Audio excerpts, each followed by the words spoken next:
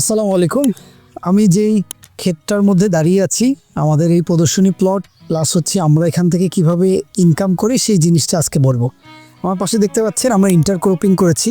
সাথী ফসল হিসাবে দেখেন আমাদের এটা বেগুনের ক্ষেত, বেগুন এবং ফুলকপি, বেগুন এবং বাঁধাকপি।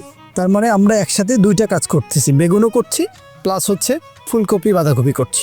অলরেডি ফুল আসা শুরু হয়েছে, তো ফুল আসতে আসতে আমরা অলরেডি হারভেস্ট শুরু করেছি। এদিকে দেখেন, এটা হচ্ছে বাঁধাকপির সাইজ দেখেন, এটা কিন্তু অফ সিজন। এই মুহূর্তে মার্কেটে কিন্তু বাঁধাকপি ফুলকপি নেই।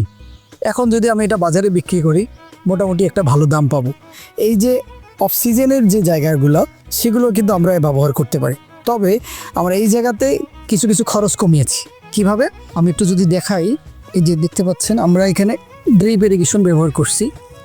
তো এই ড্রিপ ইরিগেশনটা আমরা যখন ছেড়ে দিই এখানে অটোমেটিকলি পানি যেতে থাকে।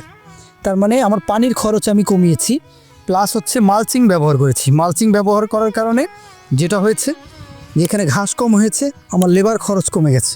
তো লেবার খরচ কমানোর কারণে আমি কিন্তু এখান থেকে উৎপাদন খরচ কমাচ্ছি।